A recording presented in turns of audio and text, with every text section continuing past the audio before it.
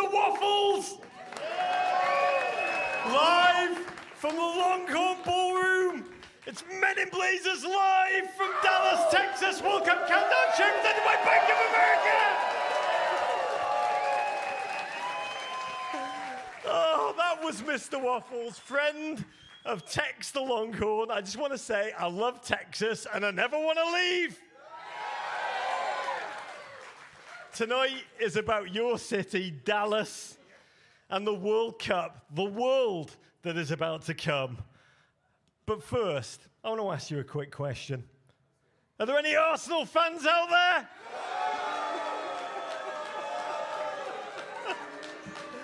You may boo, but I've got to tell you, what we have watched, if you are booing that, you are booing some joy, some humanity, some wonder in life. Let me tell you, my plane was grounded on the way here, the weather over Dallas. I got emergency landed in Oklahoma City.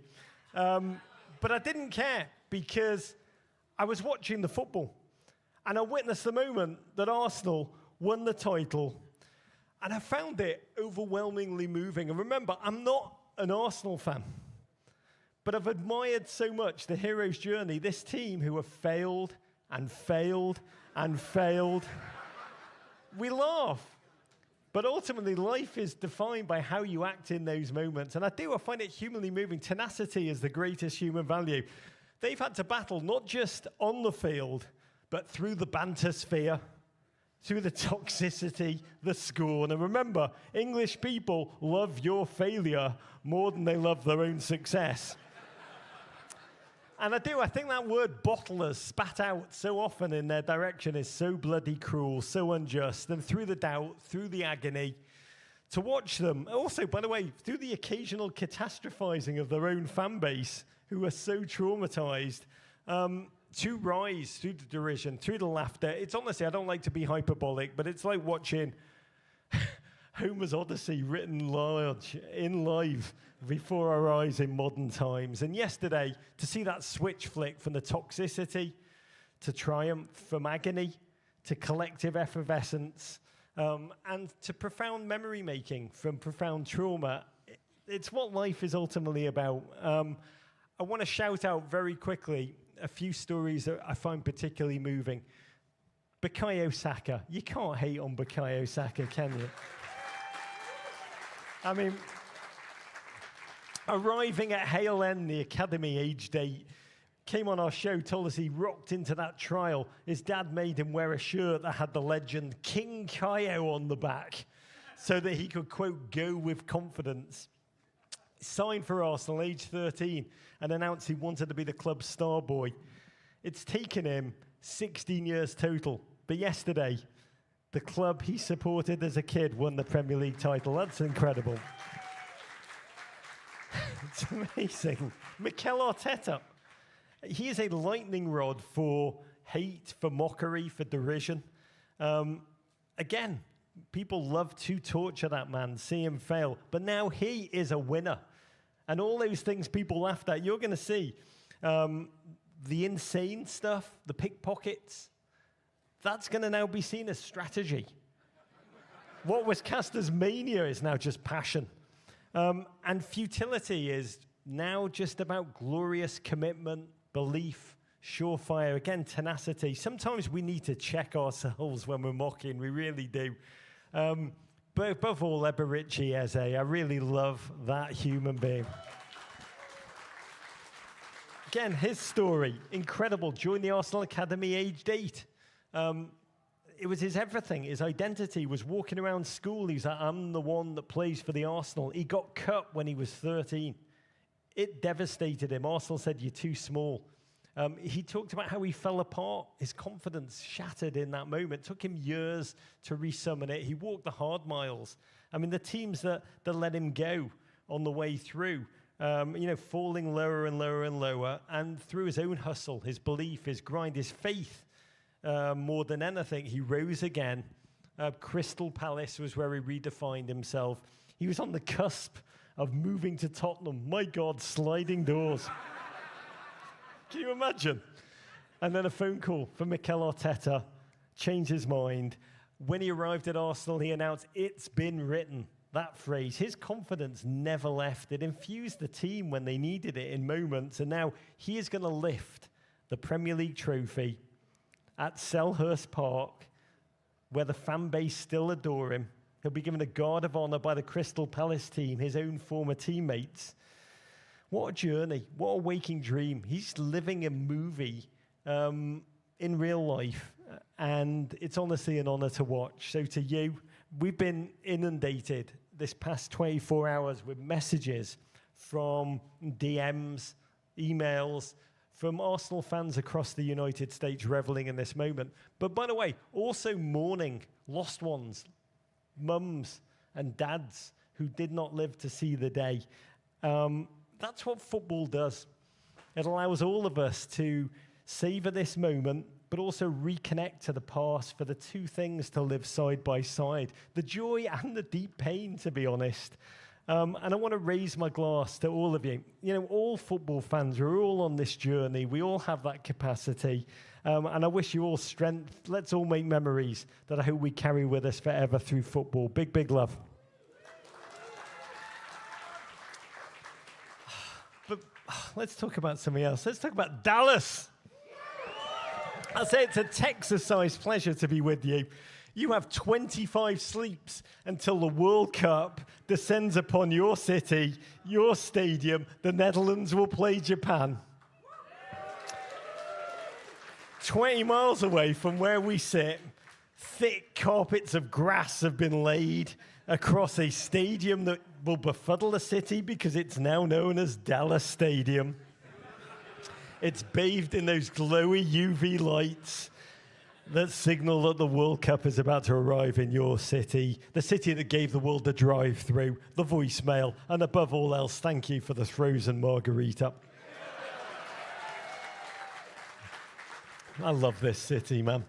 I really do. It is also one of the greatest and richest sources of footballing talent in the United States of America. You remember America? We're not in America anymore, we're in Texas.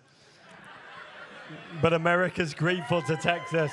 I once flew here to meet with Oscar Pereira, Dallas legend as a manager. And he talked about how this region is the best and most fertile development area for talent because you mingle American sporting athleticism with the Mexican passion and the creativity on the ball. That is the cultures that collide here. Hence that pipeline of talent. Weston McKinney. My friend Chris Richards. The incredibly inspirational Ricardo Pepi. And my favourite, the mighty Jaden Shaw. And above all, this is a place that has refashioned sports culture. We owe so much to you. Tex Schramm, the man who once put a hole in the roof of the Texas Stadium so that God could watch his favourite team play. That man was instrumental in changing the way sports was broadcast. Made a television spectacle of everything that we watch. Stadium announcements on amplifiers, cheerleaders, instant replay, all became the norm around the entire planet, which means Dallas is the reason that Arsenal fans were treated to 12 beautiful worlds. After review, West Ham number 19 commits a foul on the goalkeeper. Thanks to you, Dallas. And by the way, Dallas and soccer, we cannot talk about them without paying respects to that incredible man, Lamar Hunt. I love that photo. An early believer in the power of this sport. A World Cup pioneer, 94, NASL co-founder, MLS co-founder, and now this city's organising committee, helmed by Lamar's son, Dan, which makes it all such a full circle moment for the game in your city.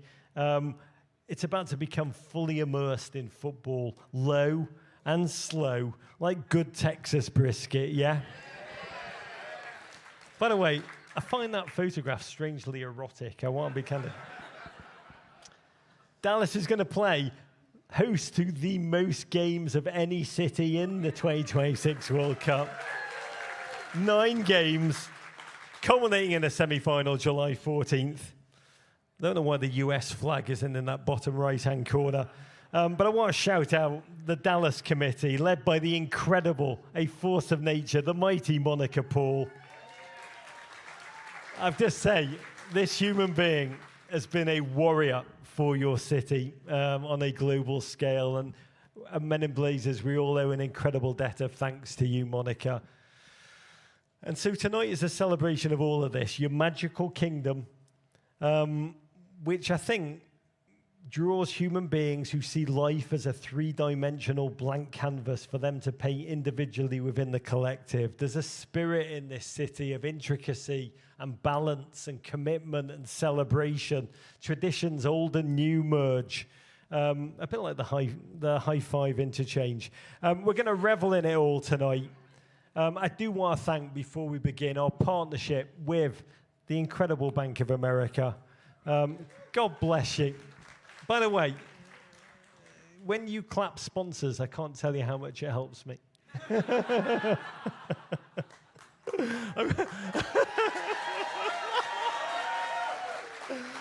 the way, we should be clapping. What Bank of America are doing for football, for soccer in schools, taking a generation of individuals in areas across the United States who should be playing soccer, who need to be playing soccer, who have not been exposed to the game, and giving those opportunities. I think it's deeply game-changing. I can say our partnership, they touch everything we do at Bank of America. This live show, they've made it possible, the whole MIB network.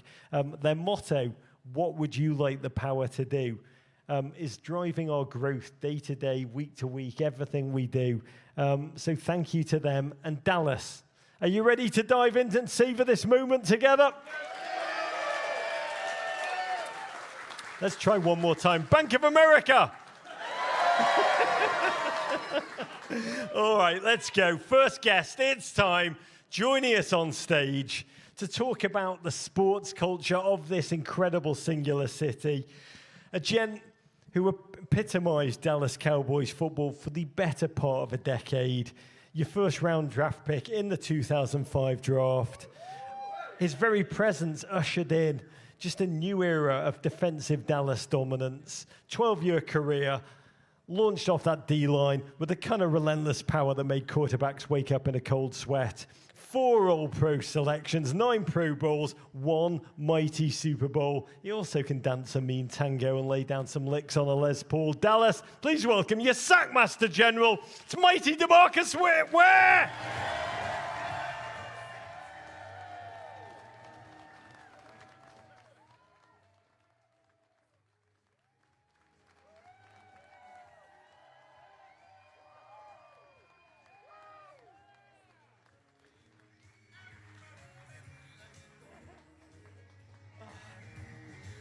Oh, Demarcus, I've got to tell you, when you ran on stage towards me, I was just like, in front of all these people, my mind was like, did I make a will? I was going to sack him, but I was like, no, that probably wouldn't go well because we need him tonight, right? Oh, you know what? I want to start there because you have a black belt in sacks, Demarcus. No one on earth has put opposing quarterbacks on their butts in this city more than any other human being. When you look at that photograph, what do you see? First of all, I see the 13-0 Saints going down because that was 2 forced fumbles and 2 sacks in that game to close that game out. So that was huge. And I actually talked to Drew Brees, 3 months ago, and we were talking about that game. And he was like, Demarcus, I think you weren't going to play. You guys remember the game before that? It was the Rams game, and I got put out. I almost was paralyzed, and then I come back the next week, and I'm like, I got to do this for the Dallas Cowboy Nation, right? And go and crush them in that game right there. So I was paralyzed for 5 minutes on the field before this game. That lets you know the type of heart that the Dallas Cowboys have and what the team really means to me. So essentially, that photograph is of a biblical miracle. Because Demarcus realized, I can walk, I can sack. And I want to know, sacks are your happy place, Demarcus. Can you put into words, what does it feel like when you sack another human being? I got to really make sure I say the right answer here. But I would say that imagine if you work 40 hours a week, right? And you study a person's tendencies, their voice, what they say, their character. I mean, every single thing. And you get 60 opportunities to sack that person, right? I mean, to really, I wouldn't say sack, I would say pulverize, crush. That's the better words I would say. And then you get an opportunity that you run right through an offensive tackle's chest, run him over, and you see the quarterback back just this way. You're coming this way. I am. And when you hit him, imagine you hear a sound like, ah! and you feel like his whole body gets crushed like a soda can. I mean, that's the best feeling in my life. 138 and a half of those, but. What was that? What was that noise again?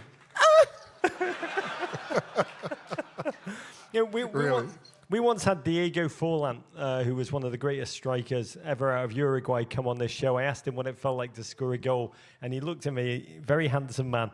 He said, it's like an orgasm, but better. And you said it. It didn't come out of my mouth, but it does feel like that. Well, I mean, by the way, Dallas, I've come in here, I've talked about your brisket being erotic, and now I'm doing Diego Forlan dirty.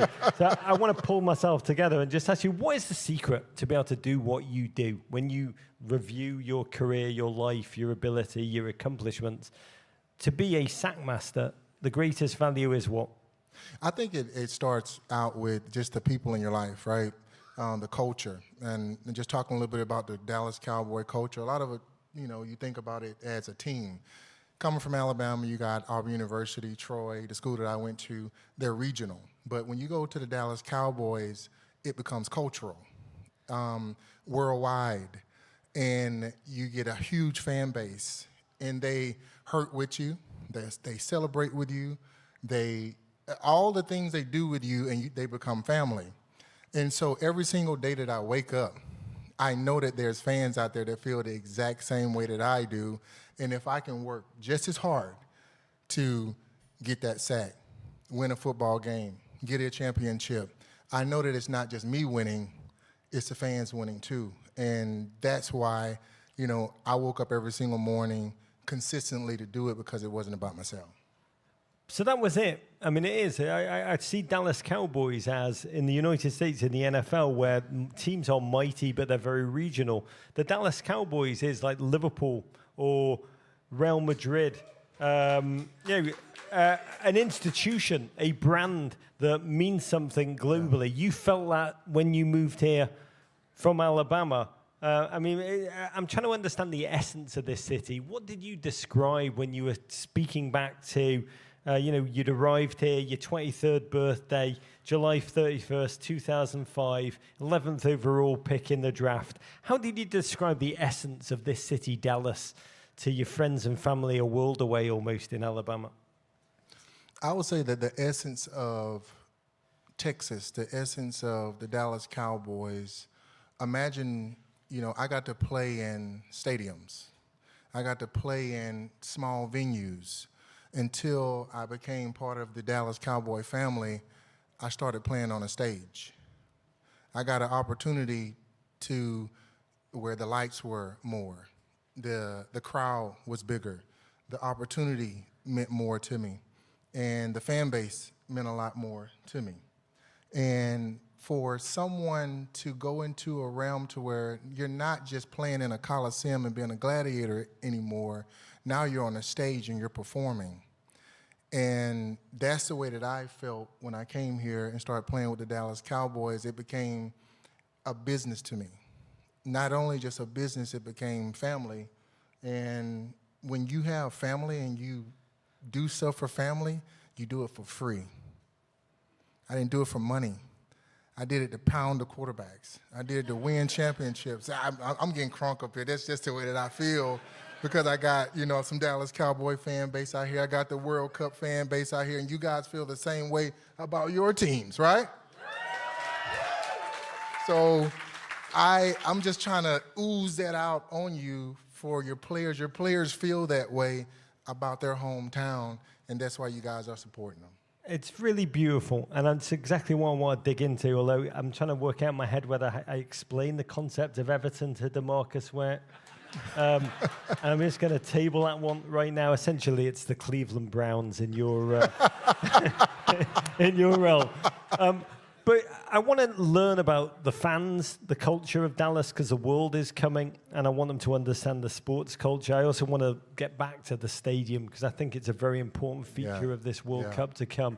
But you understood Dallas fan culture. You understood the Cowboys fans that packed that stadium. How would you describe what you learned about what they want, what they respond to, and the way you as an athlete fed into that relationship? Imagine... and I'm talking about what the fans want. Imagine if you was a player and you got an opportunity to walk through the Dallas Cowboy Tunnel. I'm talking about AT&T Stadium. I'm talking about the old stadium. Dallas Stadium. Dallas Stadium. And you hear a heartbeat. That's the heartbeat of the 12th man. That's you guys out there, and you hear that pump. And for me, I start feeling my body wake up. And as soon as they call your name, imagine you see this fire that comes up, and you see your teammates like right in front of you, and I know that they're waiting on you, meaning we're waiting on you. We're waiting on the fans to get loud as players. I'm just flipping it. And so when I see my boys out there, and all of them are like shaking and moving like this is you guys doing this out there and what we're feeling when we're coming out. And all of a sudden, you get to break it down together. It's the exact same feeling when you're in those seats and you feel like you are a player for 5 or 10 minutes. You know what I mean when you're in those seats and you feel the atmosphere? That's what we feel. And so to portray what it feels like to know that you guys are out there is the exact same way we feel. We get to do it. But for 5 minutes, you guys get to feel it just as much as we do when we come out. I cannot wait for England to play in this stadium. Yeah. Anyway, the legacy of this World Cup may be that English football fans teach you, Dallas Cowboys fans, how to fire rockets out of orifices you didn't know you could fire rockets out of. It will become a new Cowboys tradition. You're welcome, Dallas. I mean, you mentioned this stadium because your career did pivot from the old Texas Stadium to the new state-of-the-art Jerry's World. You played the first ever game there, September 20th, 2009, in front of a record 105,000. And it was hot. That's what you remember. I'm telling you, 105,000 fans. You're like, God, that was a hot day. It was a hot day. I mean, to this day, it's the highest attendance in an NFL regular season. Can you talk about how different that place is compared to other stadiums? I mean, you played everywhere. The old stadium compared to the new one? The new one. I'm really, okay. I mean, you look at the old stadium, let's just go back there. There's the grit. There's the old history that what got the new AT&T Stadium built. And so I got an opportunity to walk into the old stadium and see Emmitt Smith and Troy Aikman and Michael Irving in the Ring of Honor. And I remember walking into the new stadium to where it can hold, and correct me if I'm wrong, probably 120,000 people. Not only 120,000 people, but it feels like they're right on top of you. If you after you put the pads on, you sort of get that gladiator mentality, they're right on top of you. But not only that, you got a 60-yard screen. So there's not a bad view in the house. And when I say that there's a stage, this stadium is a stage, it's a platform that when the World Cup comes there, you're going to see the epitome of what the ultimate stadium is like, because all of their fans are going to be there, not just Dallas Cowboy fans, but the whole world is going to be there. And I can't even describe to you exactly the feeling that people are going to get when they come over here and they see just the magnitude. You gotta say it's Jerry's land. You gotta add that in there because it is that. But it is a place where if it's the ultimate fandom, and when you go there, you do not want to leave. Like me, I never want to leave Dallas, Texas. I got to be candid. I'm totally sold on this place, and I think the world is going to be sold on this place when it comes to. And I want to talk about the world coming, Brazil, England, Argentina coming here. We're going to talk about them in 1 second. But what's it feel like? The world's coming, 2026 World Cup, 3 weeks. The world is going to pile into that stadium. What's it feel like to perform on this stage, in your words? Look up and see a 60-foot tall version of yourself on the screen. Well, for me, I got to see it 130 and a half times when I sacked the quarterback, right? And it was amazing. It was really like bigger than life, right? But imagine now when they can see themselves when they actually make that goal, when they see themselves celebrating with their teammates. There's not going to be a bigger feeling. When I talked about earlier, coming through that tunnel, it's going to be fans on your right and on your left. I mean, you can almost touch your fans. And as you're going through the middle of that tunnel where there's like glass and everybody, I hope you're not the opposing team, but you can hear people like, boom, boom, boom, boom, get out of here. But it's so cool because that fuels me to now go in to perform in a way to where I've never performed before. And then when you come through that stadium and you see that 60-yard screen with your face on it, you're like, I have arrived. Like, seriously, you say, I have arrived. And for me, when I knew I arrived, is now in the new stadium, I got to see my name in the Ring of Honor with the Emmitt Smiths and the Michael Irvins and all those guys. And that's the coolest feeling for me now, being retired. And I walk through there, and in that Ring of Honor, you see all of that hard work, and you etch your name in stone in the Dallas Cowboys for history. God, it's amazing. I've just realized if Portugal get into the semi-final here, and Cristiano Ronaldo sees himself on that 60, it's going to be. It's going to be like that dog in the fable seeing its reflection in the water with a bone in its eye. It's going to be, the game is going to stop for him. He's going to fall in love all over again. I mean, here's the teams we know who are here. Brazil, Neymar, Argentina, Lionel Messi is coming here. He's coming here to Dallas. England, Harry Maguire is coming here. He's coming to Dallas. All the GOATs. I mean, these players have played in Europe, they've played in South America, they've played in the biggest stages in football. Demarcus, you played so many iconic moments in this city's history. How do you think this city can rise up to this moment, welcoming the world for the World Cup? I remember when the World Cup came here, I got to meet with a couple of the administrative guys. And when they walked in, it was so cool because they were bringing soccer here. And people don't understand how big soccer is. Like, football is football, right? Football is soccer. It's not the same thing. But in the United States, football is football. But soccer, to me, is the true world game. I can never play it. I tried. But no, how did that go? You got I needed more fouls, I guess. I guess what you got 3 weeks before the US play their first game, Demarcus. Get your crap together. We need a centre back, right? Go on, keep going. You're in a play. So now you got the world sport coming to the World Stadium. Think about it.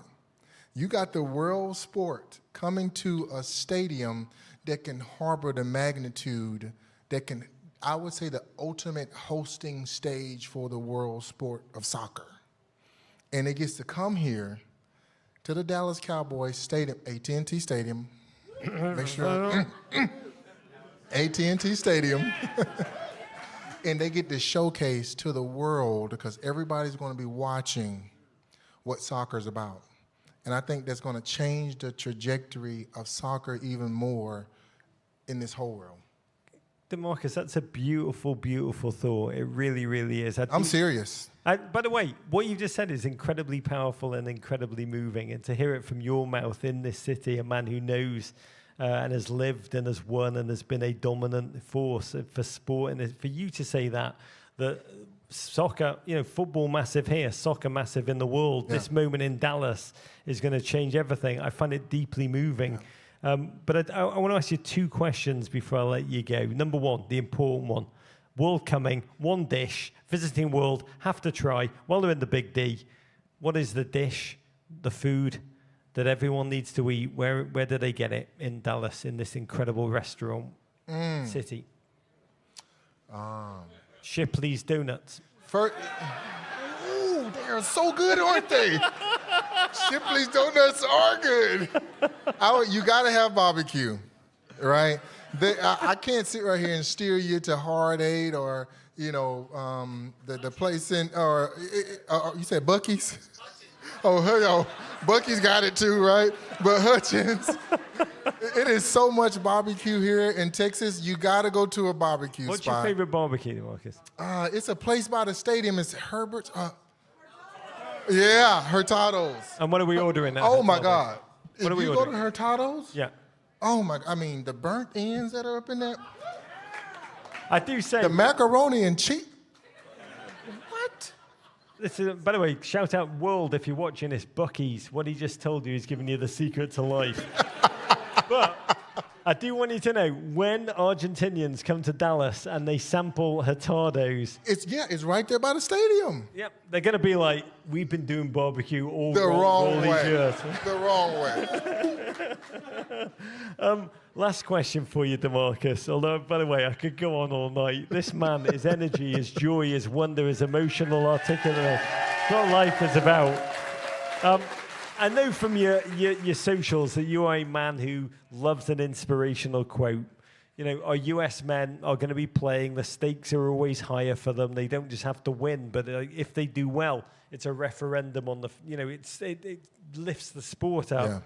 If you were coming into their locker room before their first game in this World Cup to talk to them, it's in Los Angeles. They're about to take the field in SoFi. What would you say to them as a team talk? What would it be? Leave us with some wind in our sails. The name on the back of your jersey means something. When you put it on, it's not just a name, it's not just a jersey, it's what you stand for. So when we go on the biggest stage that we've ever played on, it's not just about our team. It's about our sport. It's about who we are. One game at a time, 1 minute at a time, 1 second at a time. I need for you to go out and give it 100%. If you do that, we're going to get win after win after win. And at the end, when we're able to hoist this trophy up and say that we are true World Cup champions, not only is soccer going to get the benefit from it, but we are going to be living legends forever. So who's ready? So who's ready? I'm going to tell you, Demarcus, I love that. I don't know if it is going to help our US men win, but I'm going to tell you, it will make each one of our boys believe that they're going to be able to strip sack all comers and run the ball back 40 yards. Dallas, let's hear it for your legend, an incredible man, Mr. Demarcus Ware!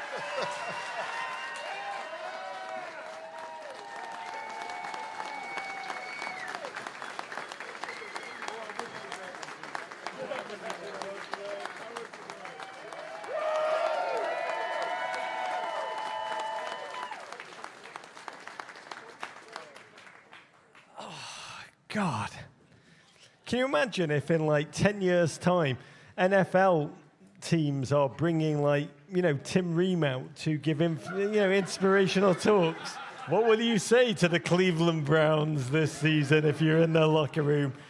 I love that man. I feel so much better about life after being with him.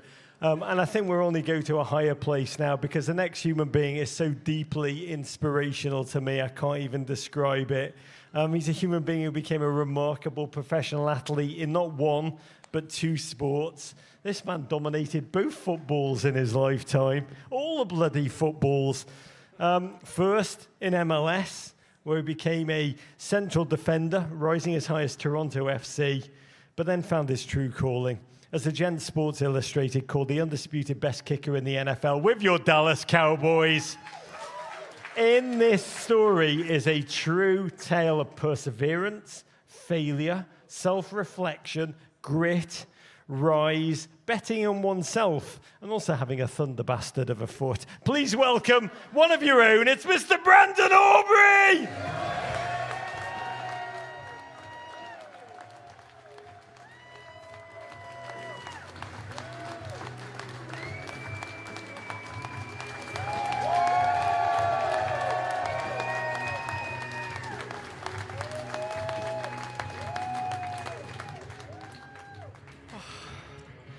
God, it is good to see you. First things first, we're in Cowboys country, but we're less than 24 hours after a team that you are quite fond of, Arsenal Football Club, won the league. How are we feeling? Excited. Brings me back to my childhood days. Grew up a big Gunner fan back in the days when they had a lot of good teams that couldn't quite get over the finish line. So haven't been paying too close attention nowadays, but tuned in for the past couple weeks just to see him get over that finish line. Not tuned in for a couple of years, but the past 24 hours have been unbelievable. Let's get into it, because we have so much to discuss. I want to be clear, I admire you so bloody much.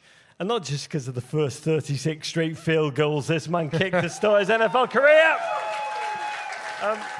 Your whole life story is unbelievable. In football, soccer, and in football NFL, it delights. I've got to be candid, it totally confuses me. Begins in Plano, Texas. I'm going to F this up. Schimmelpfennig Middle School. You got it, yep. Anyone else here from Schimmelpfennig Middle School? There's a few. Anybody here else support Everton Football Club? Yeah! Wow, God, I'm always uncomfortable in a room where there's more Evertonians than Schimmelpfennig Middle School.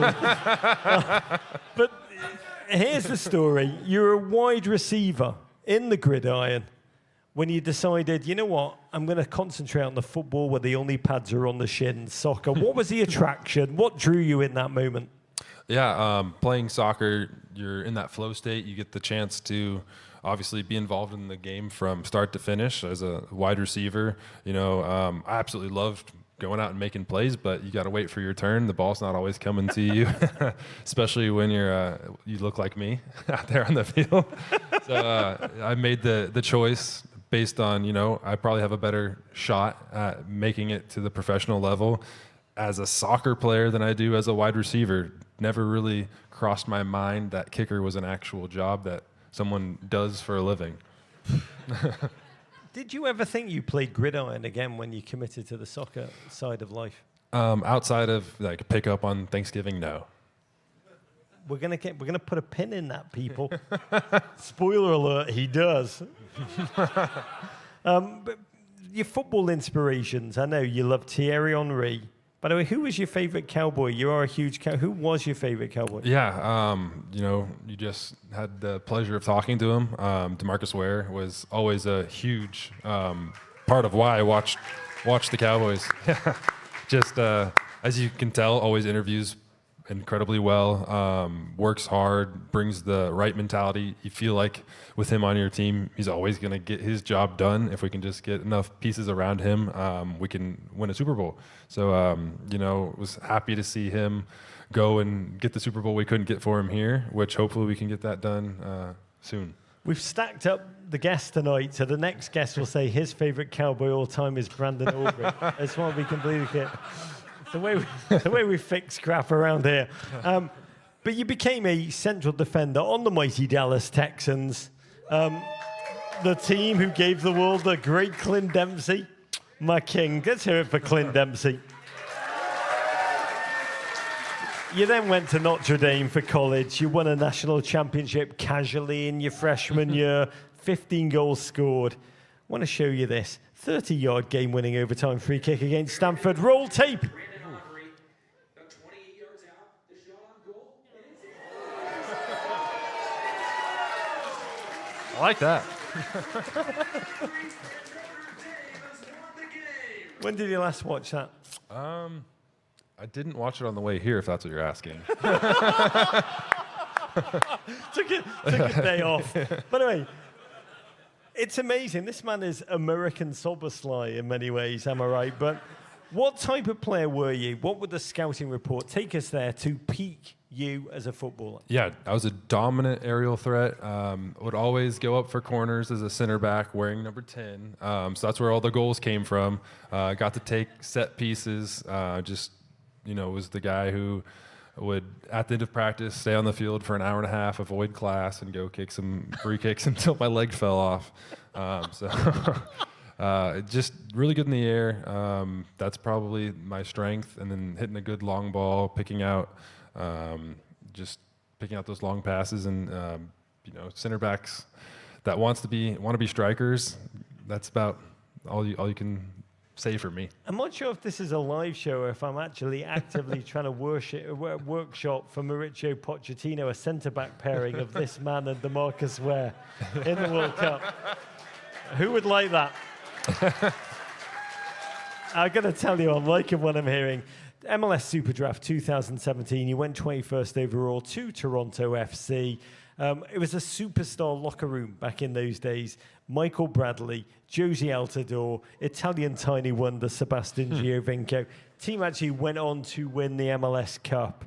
But you entered that locker room, and I'm kind of fascinated by this moment because I think it's important for all of us to hear this. You talked about, and you've talked openly, how you were afraid of failure, you felt nervous, you were worried, you did not belong. In your own words, you talked about how you felt imposter syndrome. Ultimately, you went to the reserves, you were eventually cut. Essentially, Brandon, you were overwhelmed by doubt in your life in this moment. Take us there. Yeah, absolutely. Watched MLS soccer my whole life growing up, watched Premier League soccer, international soccer. So coming into that environment, I just didn't feel like I quite belonged there. You got those names you mentioned, and then you throw Brandon Aubrey's nameplate up on the locker room, and it doesn't feel like it should be with those guys. So going out to practice, obviously playing center back when you're on the ball in a new system, we're going from 4 in the back to 5 in the back, and my job as the right center back is to pass the ball to the center back or the right wing back or the 6, probably like 5 to 10 feet. And you can't really stand out doing something like that. And I wasn't quite willing to take the chances that you needed to stand out on a soccer field. So anytime the ball came to me, it's one touch, get rid of it, one touch, get rid of it, one touch, get rid of it. And then, I didn't do the things on the field after practice, all the extra work, because I didn't want to go out there and show that, hey, I'm making mistakes, I'm making these mistakes, and this extra work. I just was hiding and nervous the whole time, didn't commit to going and getting better when I needed to, didn't go and talk to people about what was going on in my head because I didn't know what to do. And like you said, doubt crept in, and I just continued down that path, and it turned out to be the path that got me cut.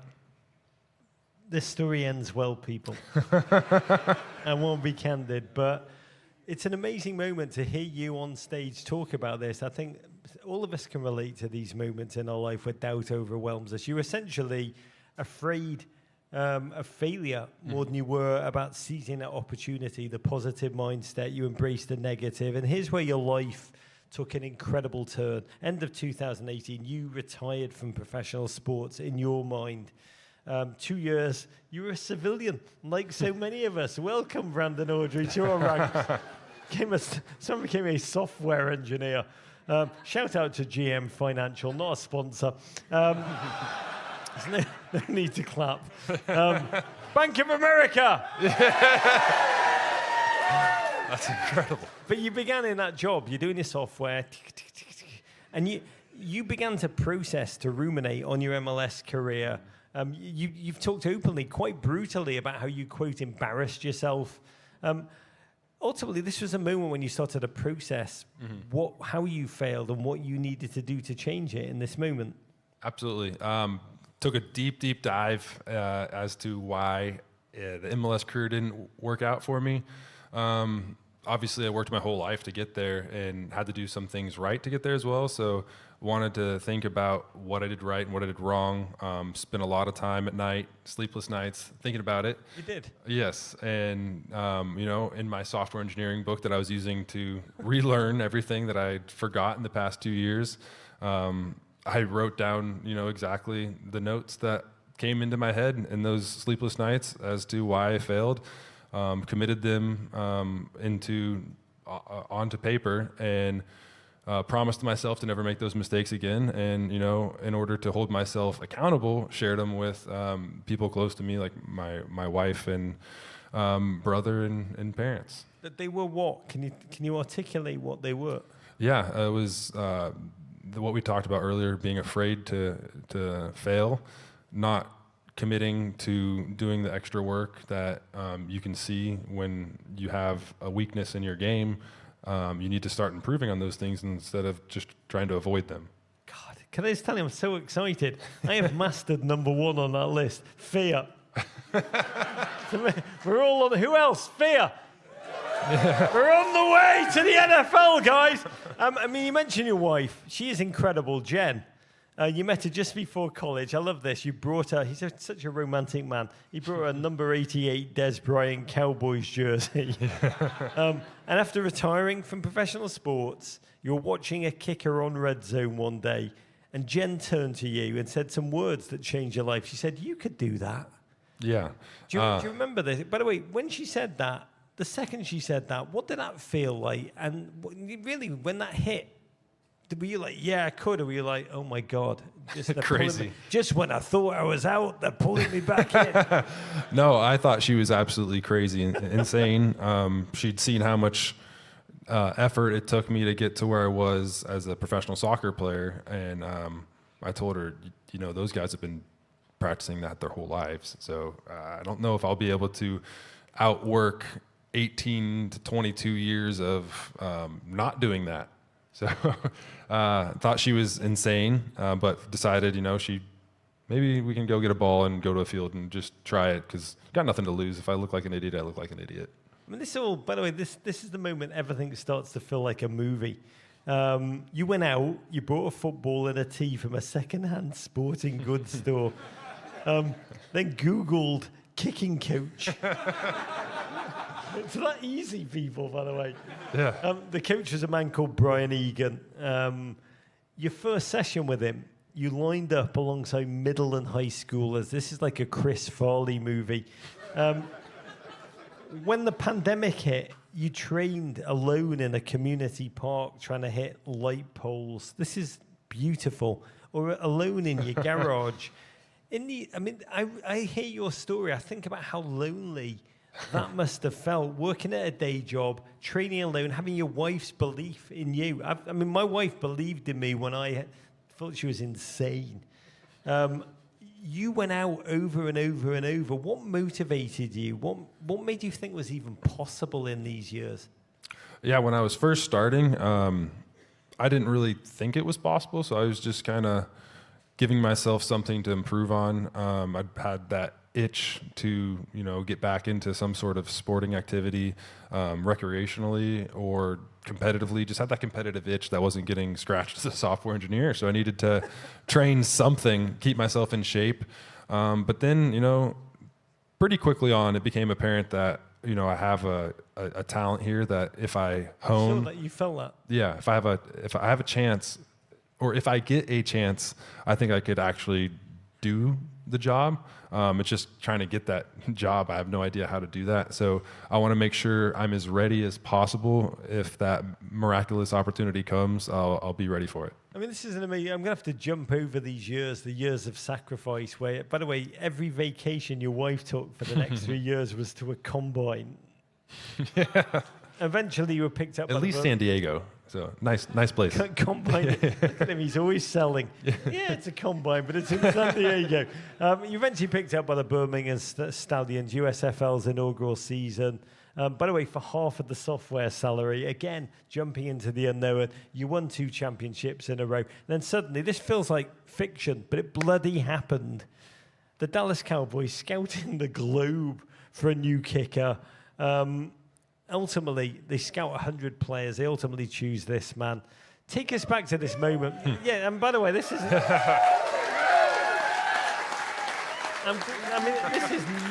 this is needle in a haystack crap here. This is like me. When I hear your story, I'm like, this is like David Moyes plucking down and be like, I need you, Roger, to be like... we have no striker. We can't score goals. I don't believe in Tien or Barry. I believe in you, Roger Bennett. And I'd be like, what, David? What? I'm ready. Yes, I know. This is your childhood team. This is July 2023. What did that feel like, and how did you celebrate? Yeah, it wasn't time to celebrate just yet because it's a roster spot on the 90-man roster, not the 53. Got to go training camp and compete with another kicker to get the job. But yeah, I was really excited walking into the Star, just looking around. I'd never been to the Star, and the facilities are immaculate. Coming from the USFL, where our facility was 8 teams shoved into a Sheraton in downtown Birmingham. So our meeting room was a vacant hotel room. Our weight room was the ballroom with all the furniture stripped out and just throw in some weights. Well, you done to the guys. You should all be software engineers. Life's much better. Pretty much, but no, it was just a huge step up. But I knew the job wasn't done yet. That it wasn't quite my job just yet. I want to know your first field goal. He gets the job in a 40-0 win over the New York Giants. It was good. How nervous were you lining it up all those years? You drilled, park, kids, middle school, all that, rewinding it, boom, boom, boom, boom, boom. You're lining up in the NFL. How nervous were you lining up in the game conditions? Yeah, luckily or unluckily, however you want to look at it, my first attempt was an extra point after we blocked the Giants' opening drive field goal and took it for a touchdown to start the year off. So I was sitting You're there. You're merciless bastard, aren't you? The other guy had failed. I was sitting there watching on the sideline, watching my first, on-field field goal attempt in the NFL. It's like, I'll take the moment to enjoy this. But my helmet was, on the bench. I'm on the sideline with a glass of water, just waiting, watching, and all of a sudden, I got to go out there and rush to find my helmet, sprint on the field, scrambled, didn't go through the mental process. I practiced a million times, and then, my legs were shaking. I had no idea what's going on, and pulled the crap out of it. Missed it wide left by a good margin.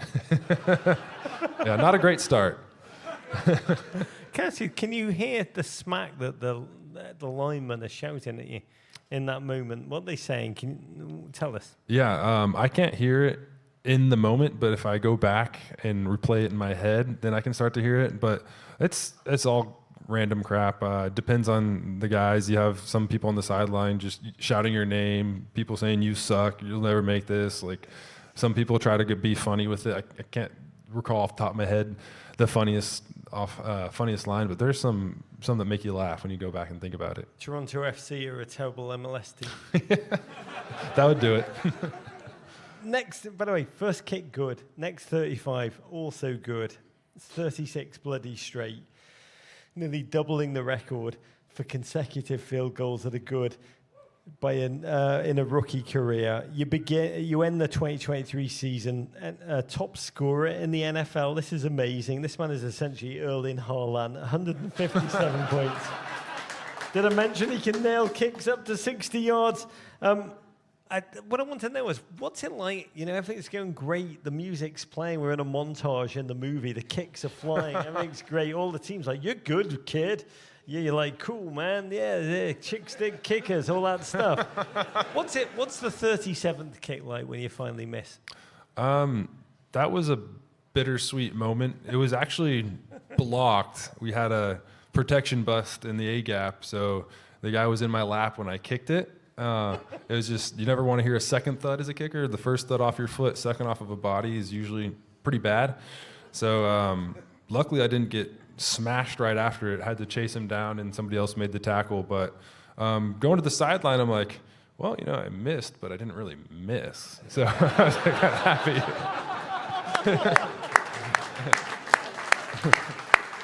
By the way, not to sound like Pep Guardiola in his first year, but do you train for the tackles? No.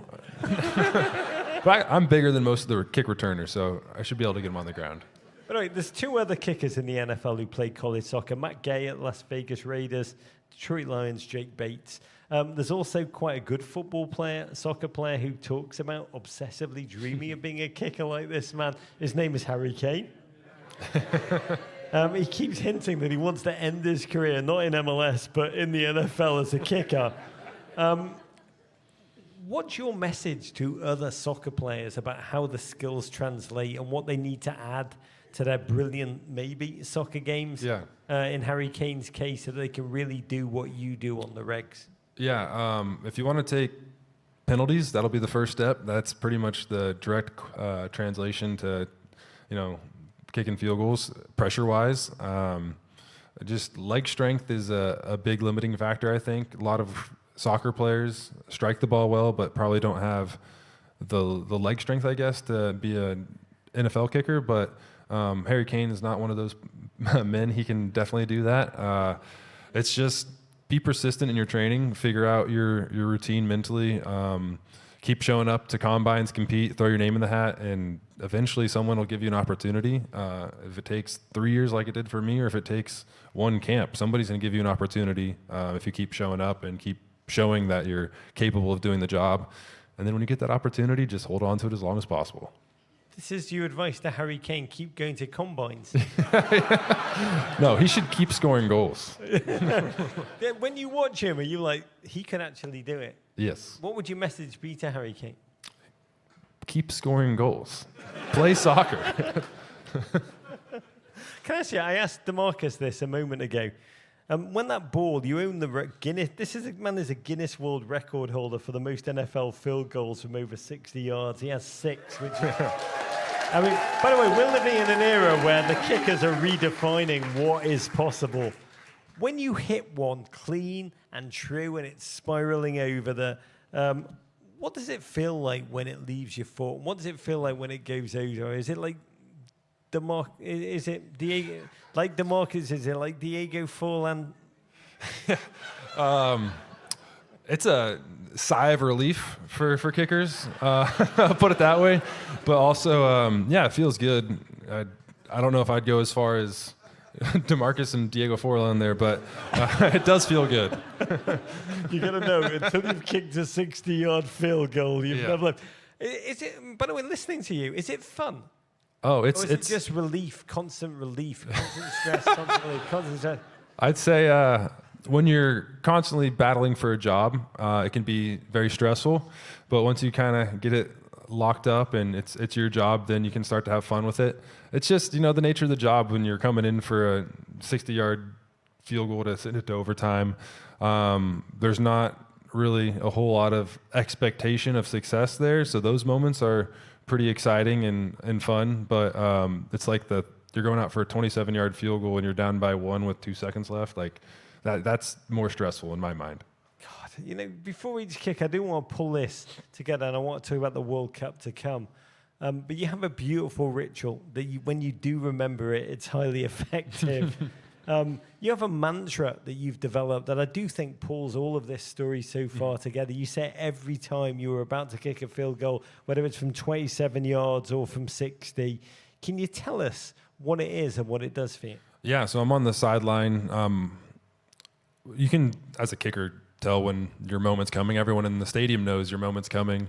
When it's third down and long and you're kind of across that field goal threshold, I start telling myself as I take my breathing exercises, you've done this a million times, you've kicked the ball a million times, it's no big deal, just keep doing that, you're the best kicker in the world, that sort of stuff. Yeah. You do say, Yes, you do say that. absolutely. Before you kick that ball, you say you are the best kicker in the world. Yes, and I think every kicker should be telling themselves that. By the way, every human being should be telling themselves as they approach life. Tomorrow, whatever you're doing in your own life, I love this man's story. Just whatever you're doing, just say to yourself, I am the best kicker in the world. 60 yards, Diego Forlan. Look, it ended well. I mean, you've scored over 150 points in each of your 3 seasons in the NFL. This man is like the Cleveland Browns in one person. And the New York Jets. Jam them in there too. So I don't want to put you in that position to be laughing at them, but it's true. You became the highest paid kicker in the league, $20 million over 4 years. He's now a team captain. Your MLS failure taught you to always bet on yourself, essentially. That's what's so powerful. You failed so deeply and profoundly and totally. We were chatting backstage. You told me that you were overconfident and you had to go through this. So we have an audience that are watching this in this beautiful, beautiful space, which I'm honored to be in. We have an audience watching this nationally. What advice do you have out there for them, for their own dreams, their own ambitions, their own risks, their own approach to life? Yeah, I'd just say keep believing, keep working in it, be realistic with yourself at the same time. Take stock if it's a competitive job that you're after. Take stock of those people you're competing with, and if they're better than you, find a way to make yourself better than them. See where you're weak, and I'd say take notes of it mentally and actually on physical paper. And then, what I did was commit it to somebody that, my wife I'm with every day. So if she sees me slacking off, she'll be like, hey, didn't you say you were going to do this? And I think it's an accountability buddy, for the lack of a better term. An accountability buddy. We all need one. I need to talk quickly about the football. I don't know if you know, the World Cup's going to be here in just 22 sleeps. Actually going to end up in your own stadium in 25 days. We only ask the hard-hitting questions on this stage. What would you rather do? Would you rather score a 70-yard field goal to win a Super Bowl? Or would you rather score a World Cup winning goal, Brandon? World Cup winning goal for sure. It has to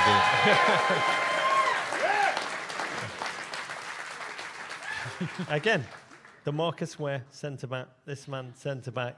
We're talking, this is not fiction here. This is fact. I'm making this happen. Stadium you play in will hold a tournament high of 9 games. Don't know if you know it. It's called Dallas Stadium. Let me introduce you to it. There's some bangers in there. Netherlands, Japan, England, Croatia. There's a semi-final. Which game are you most looking forward to right now? Yeah, that first one. I've got tickets to the Japan-Netherlands game, so I'm going to be there. And I've never been to a World Cup game in person, so really excited, obviously. Don't know many of the players on either team, but just going to go enjoy the occasion. Hopefully can get back to the stadium and see a few more. By the way, he's scouting potential kicker threats for 90 minutes in that Netherlands-Japan game. But I know you're a huge US fan, so we have to touch upon them. Which player gives you most hope?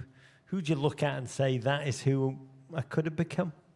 Yeah, as a center back who wishes he was a striker, it's Balogun. Seeing the U.S. have a striker who can score goals and's got a fantastic first touch, can score from pretty much any position you put him on in the box. It's exciting. So I like having a striker like that. What holds us back? Is it just having a player that can kick a 65-yard field goal when we need it? Now, in all seriousness, what will it take for the U.S. to have a good run in this World Cup in your mind? They need to come together. They've got a lot of talent on the roster. They need to find a way to gel quickly. I'm not sure. I've never been on a national team, what that looks like, what that would feel like. Don't do really all-star teams in NFL. I mean, you have the Pro Bowl rosters, but that's more of a vacation than a game. So I'm not sure what it takes to gel as a international roster, but they got to figure it out quick. And then just play together. They need to know where they're going to be on the field at all times, So you are on a national team. The Dallas Cowboys, aren't they America's team? I hope the US men's national team will, for 39 days, become America's team. I want to ask you 2 more before I let you go. This one is beautiful to me. the Cowboys schedule was just released. And in September, your team will play the Baltimore Ravens at the Maracana Stadium in Rio de Janeiro. It's a temple of football in Brazil. I've watched games there. It feels like you feel the history seeping through the terraces there. You feel Pelé. You can still smell his cologne faintly wafting over the place. You're a passionate soccer man. You became an NFL player. You're poised to play in a footballing temple, full circle in many, many ways. What does it feel like for you, the prospect of kicking where so many incredible Brazilians have played? Yeah, it's a dream come true in a funny way. Like you said, full circle obviously would be, my dream would have been playing a match there with the U.S. national team. But we'll deal with playing for the Cowboys there. So obviously, huge footballing nation. I don't know how they feel about American football, but they love watching guys kick balls, and that's what I do. So hopefully they like me. That's amazing. The Brazilians are just going to be so tired the whole game, and the second the kickers come on, they're going to be like, wow! Wait till they see the punters. They're going to lose their bloody mind. Last one for you, Brandon. I want you to know how much of an inspiration you are. I think I speak for everyone in this room right now hearing this story. By the way, I once asked Arsene Wenger what separates a good player from a great player, and he gave me a speech that we put out every single National Poetry Day where he said, tenacity is the greatest human value, the ability to go from point A to point B without deviation in focus. You have done that. You are the living embodiment of that, and that's what I love and admire about you. But I want to take you back to that moment. You're in the Toronto MLS room. Michael Bradley's there, Josie's there, Giovinco's there. You're overwhelmed by imposter syndrome, doubt. We all have it. To be an NFL kicker is to be impervious to doubt. That's what blows me away about you, man. It really, really does. So if I could take you back in time, in my hot tub time machine, sponsored by Bank of America, what would you say to that kid who was overwhelmed by a sense of failure? If you could go back in time, what would you say to him? Yeah, I'm torn here. I'm either saying nothing and letting him deal with the suffering because I think it's necessary for where I am now, or I'm telling him just to soak it all in. You belong here. Enjoy the experience. It's not going to last forever. So go have fun while you're here. You're going to fail miserably, but that failure is going to lead to great things. Yes, exactly. I mean, that's ultimately it. Yeah. By the way, this man is about to have his second kid. You're going to be a great dad. Thank you. You are going to be a great dad. The honest answer about being silent and letting him suffer and learn from that suffering, it's what we're all living together. It's why I admire you, why I love watching the Cowboys every time you line up to take a kick. I hope we're all thinking about this man's story. Dallas, please stand up for one of your own, an inspiration. It's the incredible Brandon Aubrey! Thank you, guys.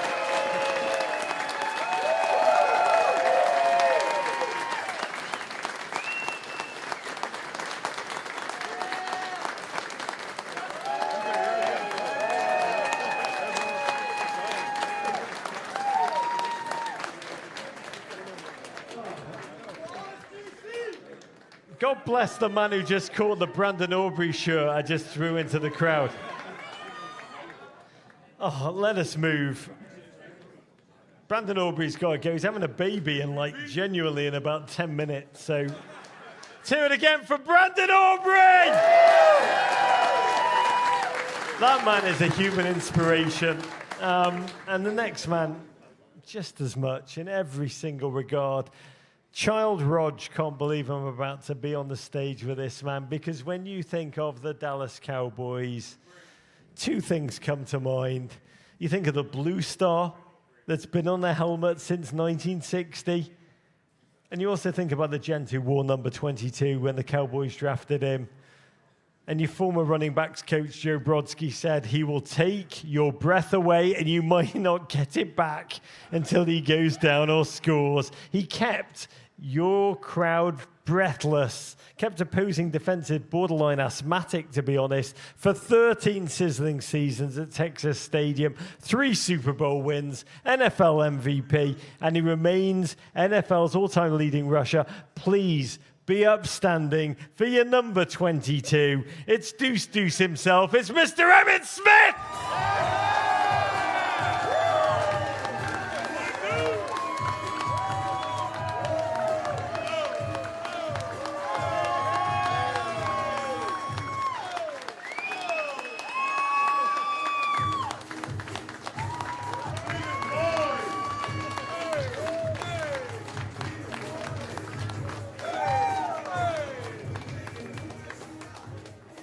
What up, what up, what up? How is everybody tonight? Y'all having some good times tonight? Anybody drinking? I'm gonna stick with this water. I mean, I've got to tell you, I grew up in Liverpool. I had a poster of you above my bed. Teenage Roger's slightly pissing in his pants right now. He got the pins on? You got the beers on, lads. Let's start going deep. Beginning of your own story. Pensacola, Florida. This is amazing to me. 6 years old, this man was watching a Cowboys game at home with his family. And you looked at your dad and you said, is this true? Someday I'm going to play for the Dallas Cowboys. I said one of these days, I want to play for the Dallas Cowboys. I mean, what kid does not want to play for the Dallas Cowboys? You know, when I was a kid, the Cowboys were my favorite football team. And you learn about the game through the eyes of your parents and through other relationships and family members and so forth. And so this game itself just captivated me. And the Cowboys and what they were doing on the television screen was just one of those things that drew me into it. I want to be clear, you had not played organised football beyond games in the nearby park, Malaga Square. Right, that was it. I played sandlot football, and most people begin that way because you're broke and you don't know what you're doing from right to left. But, no, I played sandlot football, and I was taught how to play the positions, different positions. Offensive line, tight end, wide receiver, running back, quarterback, fullback, linebacker, DN, safety, corners. I was taught all those things before I actually started putting on a uniform. I was taught how to clothesline, how to actually tackle players. All of that stuff happened doing sandlot football. And my cousins, who actually were the guys who taught me and my brothers and their younger brothers the fundamentals of the game and how to toss a football and everything, all of that happened before I actually started playing organized football. But once you said this, 6 years old, I'm going to play for the Dallas Cowboys. 6-year-olds say and believe incredible things, Emmitt. They really, really do. How did things change for you when you spoke those words out loud? Well, they didn't change that dramatically. I mean, like I said, playing sandlot football toughened you up because you were used to playing without any uniform on, not any helmets or cleats and anything of that nature. And so we used to get in trouble because we dirtied up our clothes. And my mom didn't like it, so I used to turn my clothes inside out and get them dirty on the outside and then turn them back in and wear them the right way. So she couldn't quite see what I was doing. However, when I started playing organized football at the age of 8, putting on the helmet for the very first time, uniform for the very first time. Salvation Army mini-mike. Exactly. And Steve Vick was my very first coach. And I went out, played award number 12 just like Roger Staubach. And I played quarterback just like Roger Staubach. I don't think I threw a touchdown pass that whole entire season. I just ran around and ran for touchdowns. That's all I did. And so that was my entree into the game of football. I was thinking I was going to be a quarterback, and I wanted to play that position because they got paid more than everybody on the football field. All the ladies love the quarterback, so why not play that position? That's the position I wanted to play. First snap, how far did you run? Just ran a lot of touchdowns that year. First snap, 70 yards. It's straight into the end zone in a way you never changed. I do want to know, before we dive into your Hall of Fame career of wonder, was soccer ever on the radar, Emmitt? Was it even... Soccer? Yeah. Was it... Bro, no. On the radar? What radar are you talking about? I mean, That's blasphemy back in my day. I mean, soccer was never, only thing about soccer that I knew was Pele. That was it. That was it. I never really paid attention to it. I tried to watch a couple games, and this is as I gotten older. But as a kid, it was all NFL football. It was college football. That's what it was. And no, soccer just, the closest to soccer I came to playing was when I was probably in the 7th grade for PE. They dropped 5 balls on the field, and they had players about 6 or 7 classrooms playing and chasing the balls all over the field. That was it. That's the closest soccer I got to it. That was it. I feel like I'm in an interview for the next US men's national team soccer coach. And by the way, I'd love him to be it. But I love this moment. You went to a new age group, new coach. You became the running back. And the first moment you really understood what football was, an older kid named Billy Spriggs. Yes. Billy Spriggs. What did he do to you? He absolutely leveled you during a tackle drill and knocked the crap out of you. Yes, he did. What did you learn from that? I learned how to overcome the spirit of intimidation. And I also learned that size doesn't always matter. But the most important lesson I learned is to avoid contact at all costs. Do you know where Billy Spriggs is today, and what would you say to him? I have no clue where Billy is at right now, but I would just say thank you. Because every level, there's a new challenge that we all must overcome. And for me, I was 10 years old playing with the 11, 12-year-old guys, and Billy and I collided for the very first time. I was in a drill called the Oklahoma drill. And he was on the other side, and I was on the other side. And I didn't think much of it. He was 12, I was 10. And I had to run the ball between the tires, and he and I collided, hit me so hard, saw stars, was dazed. I think I had my very first concussion that went undiagnosed. And I didn't want to play the game at that time. I was like, hell, no, this is too much now. But fortunately for me, I had coaches that encouraged me to get right back up and do it again. And this is one reason why I love the game itself, because this game is a reflection of life. You will get hit by something or someone, or something will knock somebody to the knees to where you have no choice but to pray about it and get back up and move forward. And when Billy hit me, I literally considered leaving the game. But my coaches encouraged me to get back up there, and I reluctantly wanted to do it, but they made me do it. And I'm sitting over there looking at Billy, he's smiling at me, and I'm like, what you smiling for? I mean, I'm not smiling. A tear starting to drop, my bottom lip starting to quiver, and they said, hut, and I have no choice but to go forward.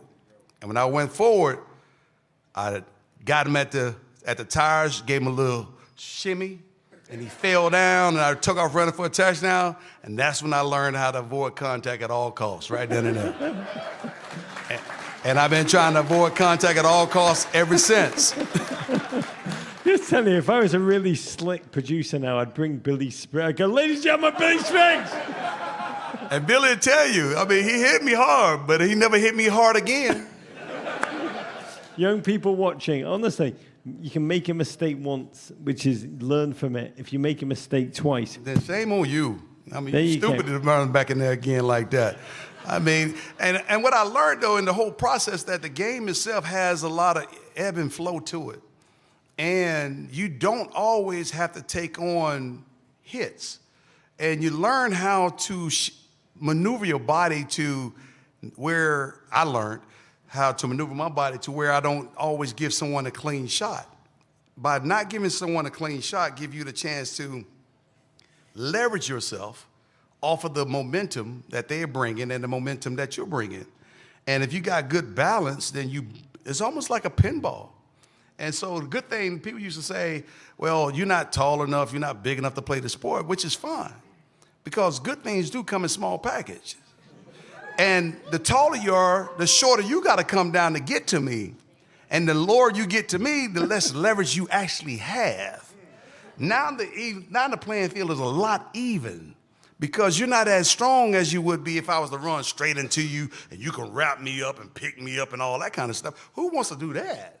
Nobody. And so for me, being low center of gravity and having the ability to dodge people, give them a little bit of shoulder here and a little bit of shoulder there, and just get lower than others and create leverage for myself. It's like listening to, honestly, being on stage with the great late Diego Maradona, who was a tiny, tiny man, but felt that same sense. He was less of a target, and he felt like he always had the leverage because he had enormous buttocks and incredible thighs.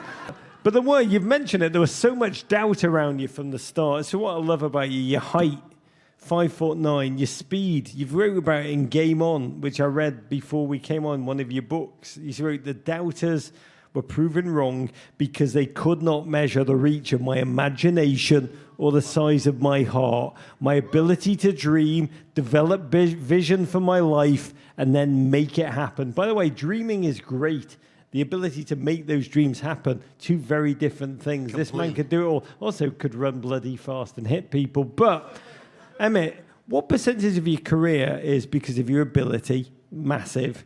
What percentage is because of your mental tenacity and your hustle, man? I would say 90% of my career has been mental. 10% has been physical and hustle and drive. But mentally, staying mentally tough, being able to block out all the noise and to act like a thoroughbred at the Kentucky Derby that has blinders on and allow my Lord and Savior to lead me the way I need to go as I run this race. Because at the end of the day, there are going to be doubters. There are going to be haters. No matter how well you do, no matter how well I did in high school, somebody said that he's not going to make it in college. Then you get to college and you do what you do in college, and that's just not good enough. It's always not good enough for somebody. But for you, it's everything. It's who you are. It's who you became. It's who you overcome and how you've overcome it. And what makes you different than the others is your belief in yourself. And for me, I was like, yeah, I hear all of that. But bro, when I look at my body of work and where I came from, you can compare Texas to Florida all you want to in terms of football, but Florida produced some great, great athletes, just like Texas does. And our football is just as good as it is here in Texas. But we have a smaller country, bigger country. And so, but when you put all that together and you just go and compete at the highest level at no matter what level of high school football you play, you compete. Then you learn that it doesn't matter who's on the field. What matters is how you approach it. What matters is how you prepare for it. What matters is, do you truly believe that you belong? And there's times where you ask yourself the question, do I really belong? But then once you understand the process, because I asked myself that question when I was a rookie with the Cowboys.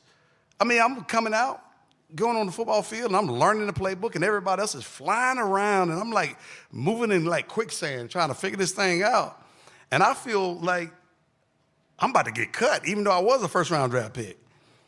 And I couldn't figure out what was going on. And then I talked to Daryl Johnson, and I'm learning the playbook, and they said, this is all you need to focus on. And once I start focusing on those things, and I start learning my playbook, guess what happened? My mind slowed down. The game slowed down. And everybody on the football field that I was playing against in college are still on the football field, but they knew what they were doing. And I was learning what to do. And there's a distinct difference when you know what to do and you're learning what to do. When you're learning, you're still processing. They're not processing. They're reacting. They're already moving. And I'm learning. And once I learned what to do, the whole game just slowed down. And then I was able to allow my talent to rise. And that from that point on, it was my will against their will. And I wanted my will to outlast any man on the football field that I played against. I feel like we're just living Arsenal's season this season. What he's just described. We're also living, by the way, we're living the entire over of the Karate Kid. We've covered a lot of ground there. I want to recap. When this man was in high school, he blew away records. Still, I looked at the Pensacola local newspaper. the night of your last game, they wrote, Emmitt Smith has one more night as the king of running backs. Like, it's over after tonight, after all you'd done. In college, too, everybody doubted you. And then you get to the Cowboys, an amazing moment for any human being. You ended up, very first game, sharing a hotel room with another future Cowboys legend, playmaker himself. Let's hear it from Michael Irvin. I love this story. You told Michael Irvin, first night before the game, you said, this team's going to win Super Bowls. By the way, you also told him you were going to become the game's all-time leading rusher. This is the night before he'd even played an NFL game. Emmitt, by the way, let me remind you, the Cowboys were coming off a 1-15 season. Even Michael Irvin, who I think of as like the confident end of humanity, he wrote, I felt the need to remind Emmitt that the Cowboys had won just 4 games in 2 years. So I need to ask you, where did that confidence come from? Well, in high school, my high school coach taught us the essence and giving us some insight in terms of writing down your goals. And he said to us, it's only a dream until you write it down, then it becomes a goal. And the question that he asked was, what is it that you want to accomplish here at Escambia High School in the next 4 years that you're here, or the next 3, or the next 2? Do you want to become average, like the previous teams were? Or do you want to be set apart and win districts championships or city championships and then regionals and so forth and on, and become a national champion? At the time, I didn't even realize that there was an opportunity to become a national champion, let alone a state champion. I thought you win your area and that's it. I didn't know anything about playoffs. You know, maybe regional or this area playoff or something like that. But he said, so tonight I want you guys to go home and write down your goals. He said, I want you to begin with your team goals, because they are the most important things that you can write down, and then write down your individual goals, because what you do individually is going to help the team win. And so we started that process, and the goals were to win championships. Well, we didn't win it my freshman year, but my sophomore year, we won state. My junior year, we won state. My senior year, we were rated #1 in the nation and on our way to win a national championship and lose 1 game.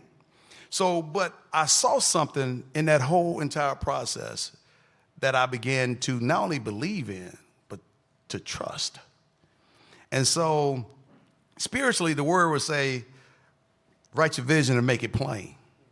That's no different than writing down your goals and making it plain. And goals are there for you to have something to shoot after. And if you achieve them, set your standards even higher. And winning 1 state championship could have been enough, but no, you got to win many. Winning 1 Super Bowl would have been enough, but no, we got to dominate. You play the game, you play to win, you play to dominate every time. And so goal setting became part of who I am. And so talking to Michael that year, that whole season, before the season even got started, I wrote down my goals. And it was a long list, because I'm beginning a football career, not a moment. And I wanted a career to be synonymous with excellence. And so I had to look at who I thought was excellent. Obviously, Walter Payton was at the top of that list, especially for the position that I played. Jim Brown was at the top of that list. On and on, Marcus Allen and Eric Dickerson and many others, Tony Dorsett, all of these guys were at the top of that list. And at the top of that list, I was looking at the top of Mount Rushmore, and I'm saying, okay, Walter, you played 13 years and you rushed for 16,727 yards. And you played 13 years. Okay, if I average X amount of yards per year, I can get there in 13 years. That's my goal, to play 13 years. And so I need to average this amount. Then I look at all the touchdown categories and everything else, and I say, okay, I got to beat the touchdowns. Mind you, I had 108 or 109 touchdowns in high school, and I was the #1 guy with the most touchdowns in high school too. So when you start talking about me, I can look at my body at work and say, you missing something, bro. This ain't over no shabby groups down here. I worked hard for that. So you can say what you want to say, but my body work says something different. And don't let anybody tell you you ain't special when you already know that you've done work. You've proven yourself. Don't let somebody doubt you and put their doubt on you and you carry that. No, you ain't gonna define me. I'm gonna define myself. That's the way I look at it. And I'm gonna do it on the football field. By the way, again, if Arsenal had this man speaking to them motivationally, they'd be on their 3rd title win by now. I want to say a couple of good things. Shout out to your high school coach, because you did mention him, and Dwight Thomas. Amazing man. And by the way, I am going to send off. He's 84 right now. God bless that man. Still kicking it. I'm going to send off some little cards to the US men's national team to write their goals on right now, right here, right now. I do need to say this. I'm not mocking, but after saying all of this, we're going to get to the good stuff. The next day, after saying all this to Michael Irvin in your Cowboys debut against the Chargers, do you remember how much you rushed for? 2 yards against the Charger. It's not a productive start. Inch by inch, people, is what I'm telling you. It's not how you start, it's how you finish. By the way, we're going to get there. Very, very quick one, because I want to talk about how you finish and the great Walter Payton, who is an inspiration to me and just a joy to anyone that loved this game and loved remarkable human beings. You've said before you played, you try to visualize the whole game in your mind, thinking about what you would do. Mo Salah is one of the greatest strikers to ever play the game. He came on our show and he told me in his best year, he would visualize the exact goals he was going to go out and score, and many of them would come true. How often did that happen to you on the field? Quite a bit.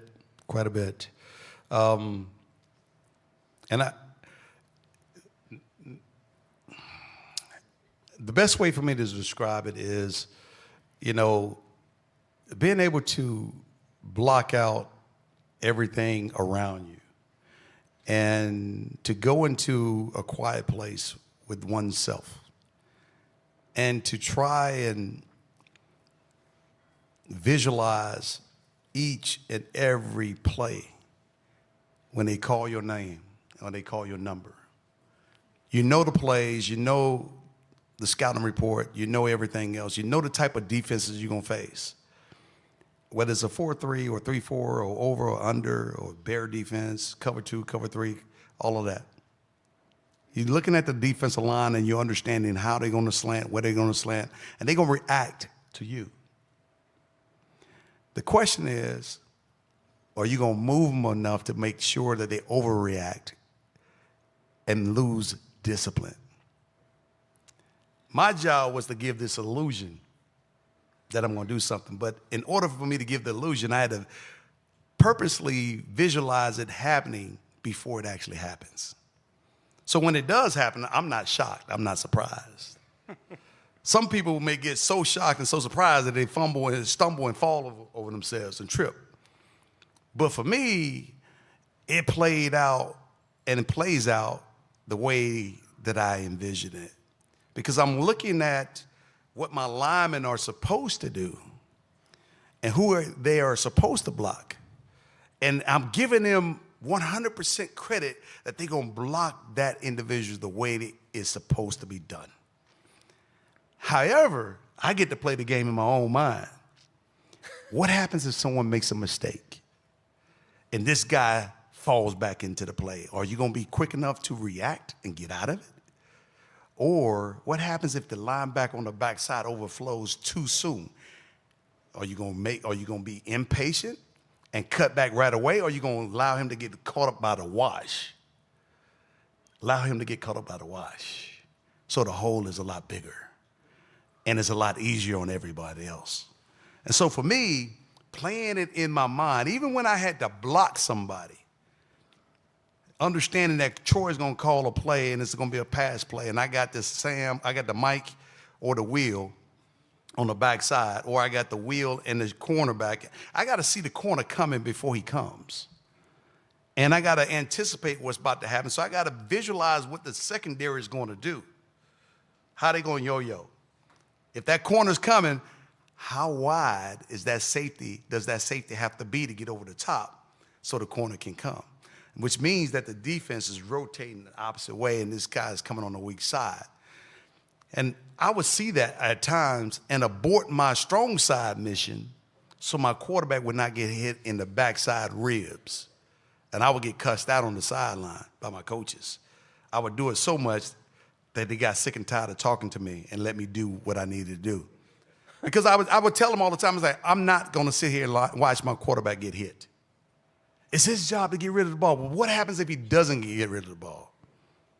Why does he have to take an extra shot? That shot can be the one thing that hurt his ribs, and he might not be able to throw next week, and I'm going to miss him for a backup or a third rounder or whomever. No, it ain't happening. I need my $15 million quarterback on the football field. And matter of fact, you should be wanting him on the football field too. So I don't even know why we having this kind of conversation. It just doesn't make any logical sense. And so that's how I would look at things. I would be playing chess while others are trying to play checkers. And I'm looking at this thing and I'm letting it play out right before me. And so I was never shocked or never surprised. But what did surprise me one night is when I got 20 carries and I rushed for 2 yards against New Orleans. I never saw that happening. That was not part of the vision that I went into the game with. So stuff does happen. But you do prepare every week and try to prepare the same way. Are you good at chess? I'm pretty decent. Next time we're on stage, Emmitt and I are going to play chess, but I want to talk about you, not about my fine Sicilian defense with which I will open and destroy all comers. Visualizing along the way. You played 201 games for this incredible team. October 27, 2002 was the day you broke Walter Payton's all-time rushing record against the Seattle Seahawks right here in the great city of Dallas in front of your fans. Many of them are probably here tonight here, right? Fourth quarter, on a play called 15 lead, you chewed up 11 yards, you engraved your name in history eternally. And you've said in that moment, I love this is so you, man. And I understand it more having spent time with you tonight. You said that you, quote, looked up and thanked God. And then I thanked Walter Payton. Emmitt, when you were a kid, you wanted to be that man. You wanted to be Walter Payton. You had his nickname, Sweetness, stitched on your high school varsity jacket. What did it mean for you? What does it mean for you to not have only reached his level, but to have surpassed it? It means that I went through the fire to get there. There was no shortcuts. I put in the work. I put in the time. I took care of my body. I remained steadfast throughout the whole entire race. Because it's a race of endurance. It's a race of not only endurance, but maintaining quality health for a period of time, but most importantly, being a consistent player for a long period of time. I tell my son, the best ability is availability. If you're not available, I can't play, and you can't play. If you can't play, you can't produce. If you can't produce, well, you're losing your job.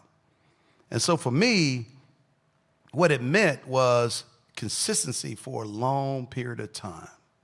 Durability for a long period of time. And when you do that, you become trustworthy. And there's an expectation, and matter of fact, there's an expectation by others, but there's an expectation of yourself that you're going to perform every day and every time you step on the football field. So others are preparing for you. And when they're preparing for you, they're preparing not for your greatness, they're preparing to stop you from becoming great. You have to figure out how to get through all of that. And for 13 years, that happened. And it happened on a consistent basis. And that part I am extremely proud of. And I would hope that not only I did it the way Walter did it, but I did it with a level of class and excellence that he will be proud of.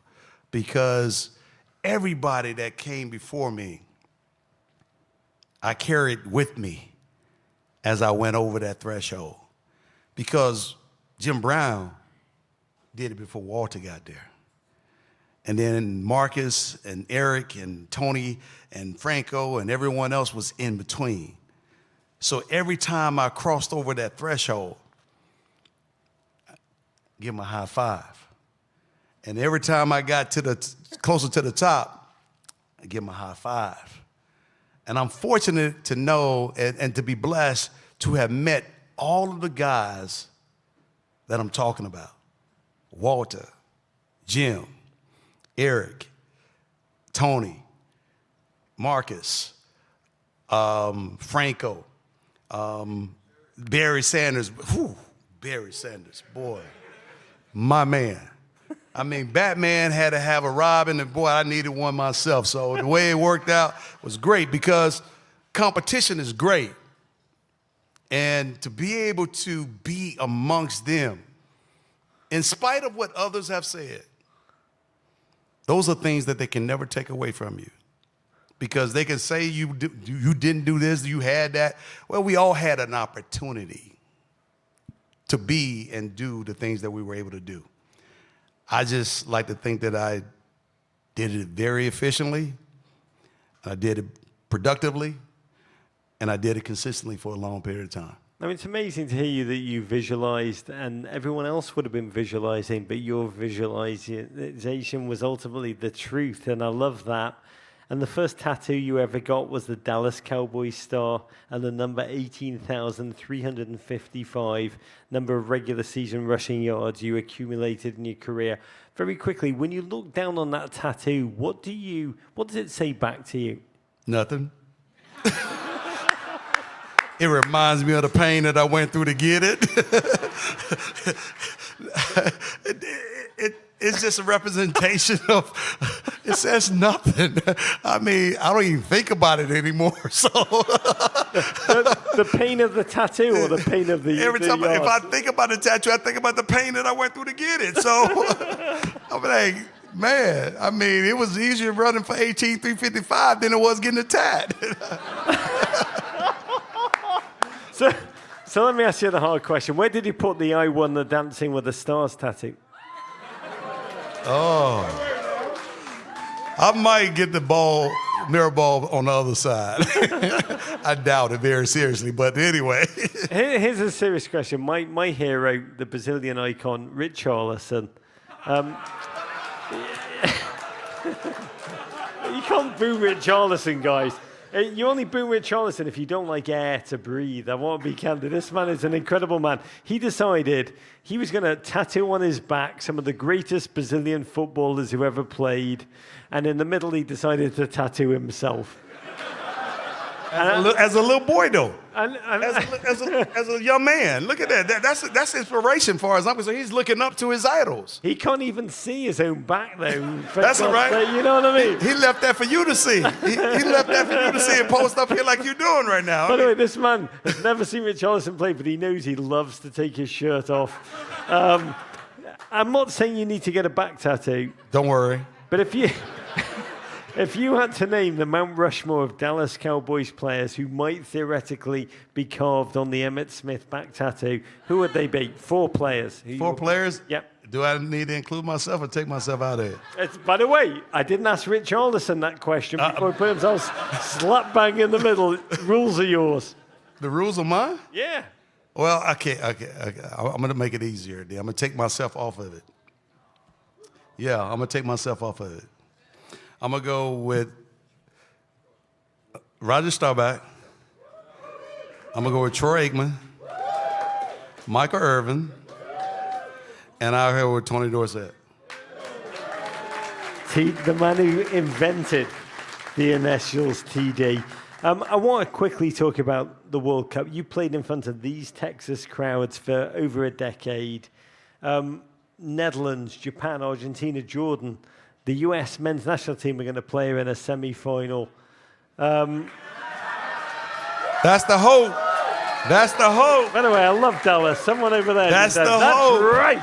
And I love whoever that was, and I adore That's you. the hope. I want to know, what will they get from Dallas, and what do you want the human beings who are going to flood this city to say about this city after they leave it? Forget the city. I want them to think about our country as a country of welcoming people from all sorts of places. Period. Because the beautiful thing about diversity and being able to go and be exposed to different cultures is you knock down the walls of limitations. And the ones that never have gone and experienced things around outside of their current neighborhood, or outside of their current city, outside of their state, or outside of their country, they only have one thing in mind and one thing in common, is the limitations of that country. And so for me, by hosting all of these nations and all of these countries into this great city and this great state is a wonderful thing for this state. It really is, because now the whole state is on a global stage.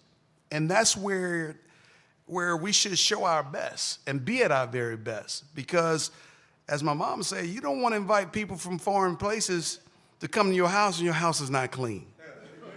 And at the end of the day, you come to Dallas or you come to Texas, you should come here with an expectation that you are about to see something very spectacular and be a part of something very spectacular. Because the fans here support a lot of sports. And sports has a way of knocking down walls of limitations. People put up limitations. Sports is there to knock them down. And show you that, thank you, show you that we all can participate and be a part of something great and love it and support it in our own unique way. And so to me, I look forward to seeing it. I look forward to seeing the excitement that Texans are going to have around all of these World Cup games, and being able to host something here in this city, it's going to be pretty spectacular. Emmitt Smith. Can I say, today from my hotel room in Dallas, I interviewed a great American football soccer coach called Pellegrino Materazzi, who's just become the first American to coach a team to win a trophy in Europe.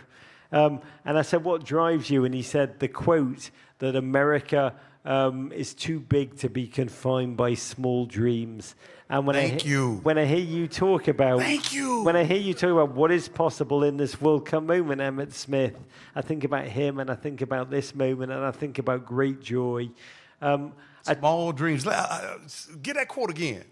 Well, America is too big to be confined by small dreams. I mean, it's a beautiful... Small dreams. Small dreams. You're a man who didn't just dream big dreams, you visualized them, then you made them real. Just like Brandon Aubrey, to be quite candid, who, if there was a fifth player, would be on Emmitt Smith. I'd rather be on his back than his front. The kickers go in the armpit. But I want to know where... Give me some more hair. I want to know what Emmitt Smith's go-to meal is in Dallas. If you could send every World Cup visitor, everyone who's going to descend on this city in the summer, to one restaurant for one dish, what they eating? Oh, my goodness. I would probably go to Nick and Sam's. I mean, there's a lot of spots you can go to here in Dallas, but if you asking me for one, I'm going probably to Nick and Sam's. And ordering what? The dish of dishes should be what? The dish of dishes? Yeah, what should they be ordering? Oh, I'm going to get a bone-in filet.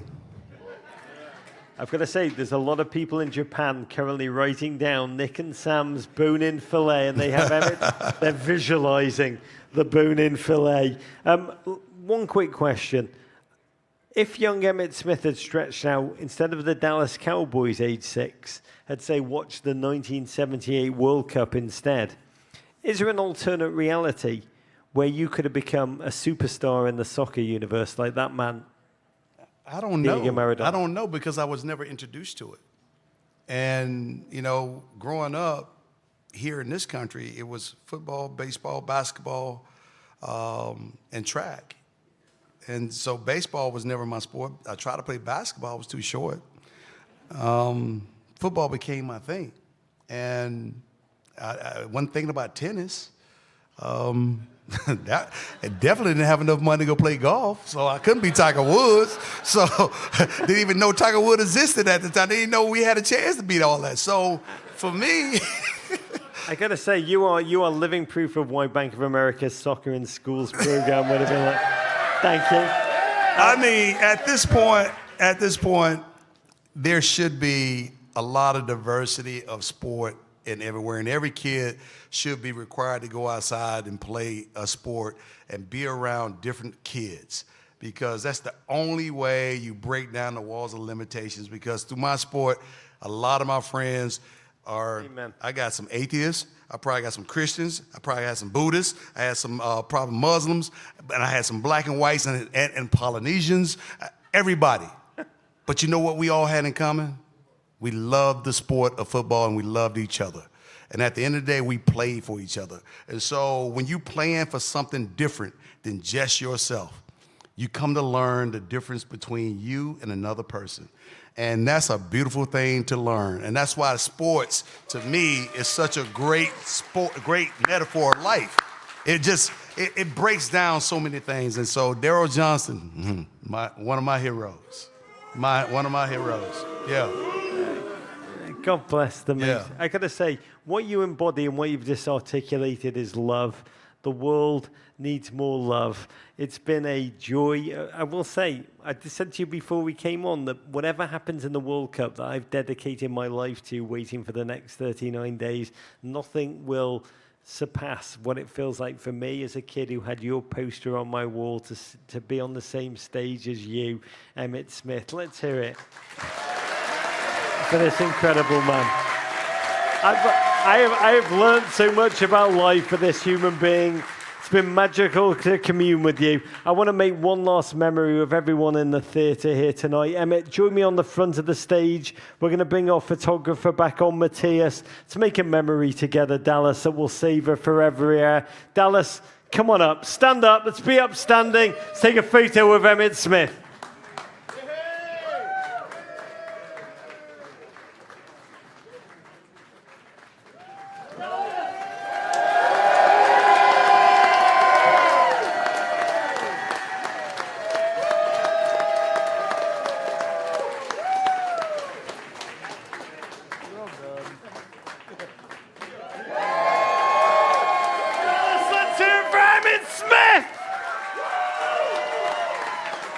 Oh my God, what a transcendent human being. Genuinely, the greatest running back, the greatest preacher, the greatest life lesson articulator.